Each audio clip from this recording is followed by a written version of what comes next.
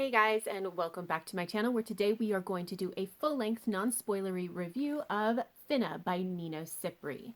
So, Finna is an adult science fiction novella, and in it we are following our two main characters of Ava and Jules, and they are employees of a Swedish big box furniture store that is a knockoff of the one that you're thinking of. And in this furniture store, a portal to another dimension opens up, and one of their customers wanders through this portal, and Ava and Jules are tasked with retrieving the customer.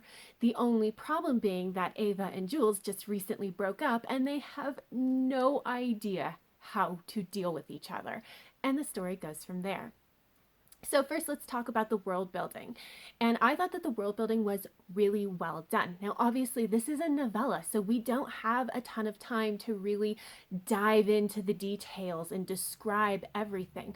But Nino Cipri had a really good handle on which details were necessary to kind of set the stage and give us the information we need, and which details could be glossed over without having any real ill effect.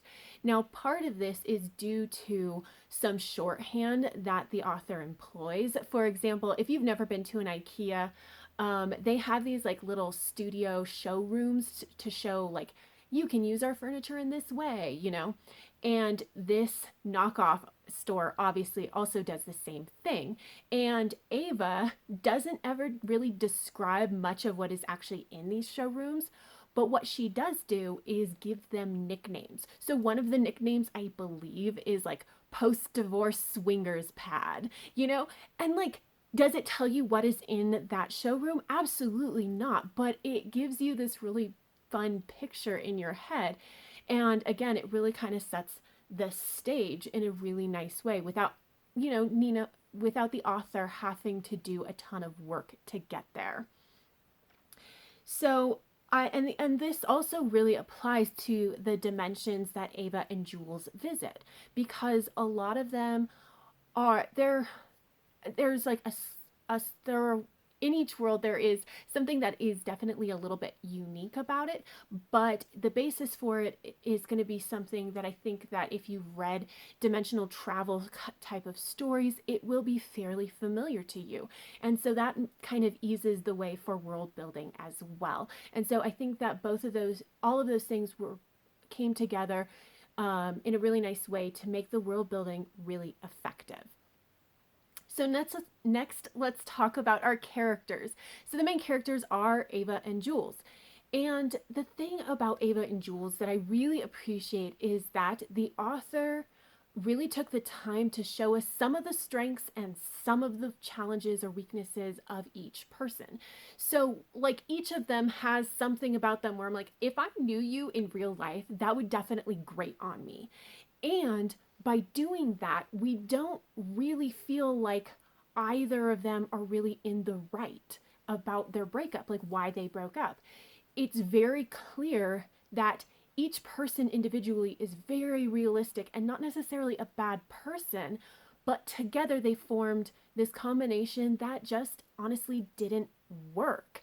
And I think it can be really difficult to walk that line of they're both decent people who have some things about themselves that maybe they need to work on, but they're not bad. They're just not bad people. And even when they're having disagreements, I, as a reader, really didn't side with one person over the other. I'm just like, you guys need to learn to compromise and come into the middle. And that's really like kind of where a lot of the issues came in, is that they just didn't know how to compromise. So, which leads us into their relationship is very much center stage. They're trying to find their footing with each other. They don't necessarily want to get back together, but they want to learn how to like interact with each other without like hating it, And I really liked how this was portrayed, because it was a very gradual and believable type of thing where, for example, they would fall into these disagreements, and they were clearly arguments that they had had before. Like you could see the outline of it and understand they had had these fights in their relationships, but because of like forced proximity and this very strange situation that they found themselves in, they were able to move past the point of the argument and get to the point where they're actually being productive in their conversations with each other. But it's still a very gradual thing. They don't do that right away. And I just thought it was very lovely and very, very believable. It made me so happy to just kind of watch as this very realistic, like, we have to figure out how to deal with each other, kind of played out. And then the other character I want to mention is a fairly prominent secondary character, and that is Trisha. And she is the manager of this store, and she is truly the embodiment of every mediocre manager you've ever had. So, like, it's like, it's not the kind of boss that is so bad that you really legitimately think about walking off the job just because of them, but they suck and you just kind of hate them. It was very well done, and I really appreciated having Trisha there as a character. So next up, let's talk about the plot. And the plot is honestly this epic adventure, but in miniature. And it's very interesting how Nino Cipri kind of did this, because obviously with an adventure story, you know the basic outline, right? They've been tasked with going after this customer. They have to find the customer, bring them back, and that's the story. We don't know all the twists and turns along the way or the challenges that they're going to face, but that is the basic outline of the story. And so, like, it hit along a lot of the various beats that you get from an epic adventure, but just done in like 130 pages. It's kind of amazing. Um, and I did generally like the little twists and turns and challenges that they faced. I thought it made it very interesting, and it also kind of, the stakes were still there. You knew that they were going on this quest to find the customer, but it never felt a given that they were going to necessarily find the customer. And so I really also thought that that was well done. So next up, let's talk about pacing, writing style, and structure.